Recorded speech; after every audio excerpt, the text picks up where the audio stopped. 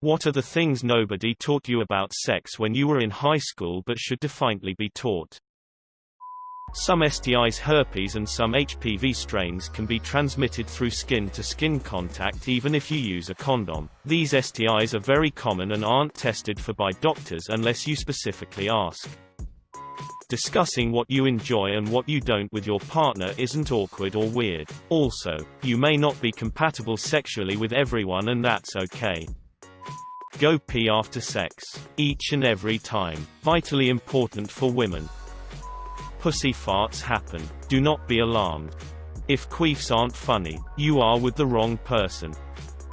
It's way messier than portrayed on TV.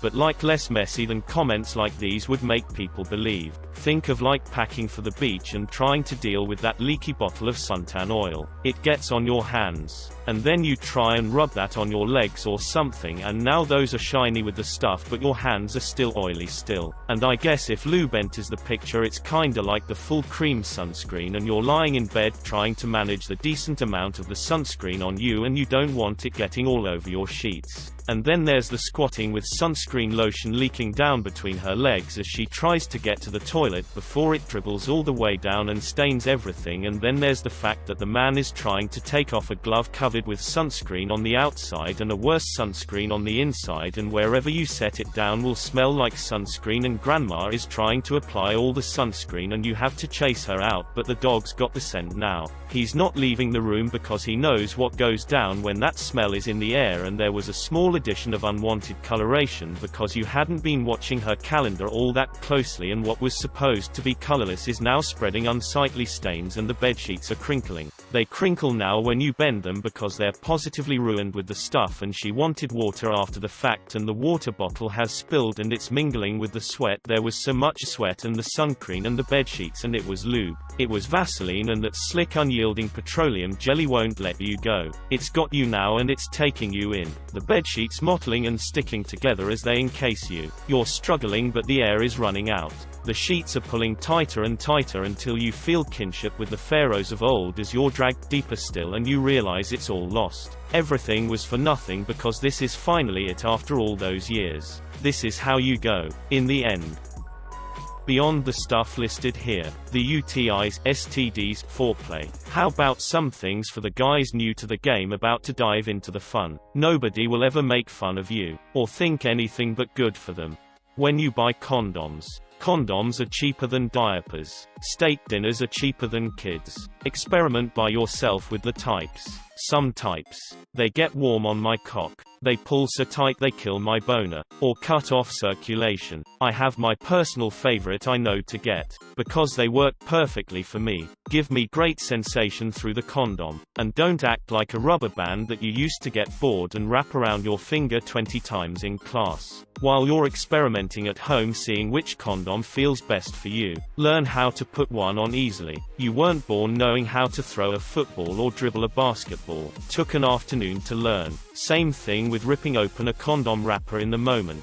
And sliding it on while you're still lip-locked with the girl. Pinch the tip. Roll it down. Give it a warming stroke or 3. You think I'm joking about the warming. Room temperature condoms are pretty cold at first grab. But it warms up fast. Trim your nails. Give them a once-over with the file on the nail clippers too. Freshly trimmed nails with that sharp edge are even worse than a slightly long nail. Those little areas to the side of the nail, where the skin hardens up, give those a buff too. While you're buying condoms, buy an emery board from over in the makeup department. Nothing kills the mood more than your girl saying stop.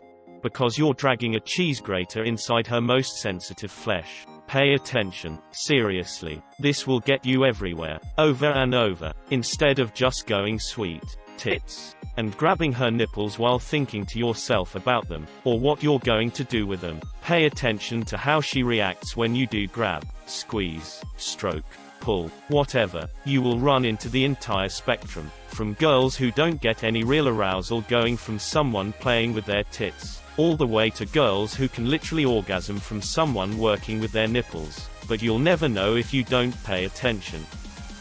It was a while ago for me. That condoms can break. How to tell when a woman is physically ready for intercourse. When is someone legally unable to give consent? What is sufficient consent to have penetrative sex? How does a woman's menstrual cycle work? What should you do if you are scared you might be pregnant? When is someone legally unable to give consent? To add to this, when does consent no longer become consent? As a young man a decade and a half ago, there was a moment where I and a gal pal were getting it on. In the middle of it, she flat out told me she didn't want to be having sex anymore, and I promptly stopped. I'm thankful for that moment and how upfront she was about it. However, I have also had another experience where a woman and I had consensual sex and days later was running around telling people I raped her. Thank God no one took her serious. But if that had happened in today's world, shit is going to trial. That the way people have sex in porn is usually not normal, not enjoyable, and not going to get any woman to orgasm. Too many men out there think doing 20 positions for 20 seconds each is great sex. If you're too uncomfortable to ask him to wear a condom or have a conversation about birth control, then you're not ready to have sex with this person. I knew some girls in high school who got pregnant because they didn't want to seem uncool to talk about it, or they were too shy to speak up before having sex. My high school had a great sex education class when I was a sophomore. They taught it all, including abstinence. Only one person, a Jehovah's Witness, did not take the class. Out of 625 sophomores, no pregnancies in the 3 years of high school. The class also covered drugs and alcohol usage and pitfalls in class. First class without a drug or alcohol death. Foreplay makes all the difference. Don't rush that shit if you care about your partner climaxing. And don't let porn videos be your guide. Ask your partner what they like and do that thing. Tell your partner what you like. Communication is key for good sex. Why make me pick the lock when I can just ask for the combination? Most women don't want to get jackhammered and spit on like those dudes do in porn. What are things nobody taught you about sex when you were in high school? All of it. Mississippi gang. Miscarriages are way more common than most think. Also, what an ectopic pregnancy is. Pee after sex. It's okay to need lube. What vaginismus is. In my school, they taught that condoms don't prevent STDs at all, which is a lie. Went to a Catholic school and we never got any sex education. I never knew about female orgasm with my first boyfriend, together for more than a year. When I had my very first one with my next boyfriend, I thought I had a heart attack that I actually wanted him to call an ambulance. Only lick a pussy, you know.